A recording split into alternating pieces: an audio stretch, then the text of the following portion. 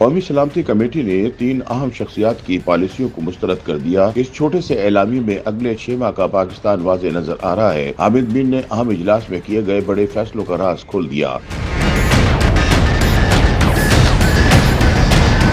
ایک نجی چینل کے پروگرام میں گفتگو کرتے ہوئے سینئر صحافی حامد میر نے کہا کہ قومی سلامتی کمیٹی نے عمران خان، جنرل ریٹائرڈ باجوہ اور جنرل ریٹائرڈ فیض حمید کی پالیسیوں کو مسترد کر دیا ہے۔ حامد میر کا کہنا تھا کہ تحریک طالبان سے متعلق عمران خان یہ نہیں کہہ سکتے کہ یہ اس وقت کے آرمی چیف کی پالیسی تھی، کیونکہ سابق وزیر اعظم کہتے رہے ہیں کہ وہ TDP کو پشاور میں دفتر کھولنے کی اجازت دیں گے۔ اس طرح سابق آرمی چیف بھی ان کی پالیسیوں کا الزام کسی دوسرے پر نہیں ڈال سکتے۔ اس اعلامیے میں یہ کہا گیا ہے کہ جو تحریک طالبان پاکستان کے ساتھ جو مذاکرات کی پالیسی تھی اس کا ہمیں بہت نقصان ہوا ہے۔ تو یہ کس کی پالیسی تھی؟ عمران خان کی پالیسی تھی۔ اب عمران خان صاحب یہ نہیں کہہ سکتے کہ وہ تو جنرل باجوہ صاحب کی پالیسی تھی۔ عمران خان صاحب جب پاور میں نہیں آئے تھے تو اس وقت بھی وہ کہتے تھے کہ میں پشاور میں TTP کو دفتر کھول کے دینے کے لیے تیار ہوں۔ سینئر صحافی نے کہا کہ قومی سلامتی کمیٹی کے اجلاس کے اعلامیے میں اداروں کے خلاف جس فورن فنڈڈ مہم کا ذکر کیا گیا ہے، اس کا اشارہ واضح طور پر تحریک انصاف کی طرف ہے۔ نیشنل سیکورٹی کے ذمہ دار اداروں کے خلاف فورن سپانسرڈ پروپیگنڈا جو ہے اس کی ہم شدید مذمت کر رہے ہیں کہ یہ کس کی طرف اشارہ ہے؟ یہ سیدھا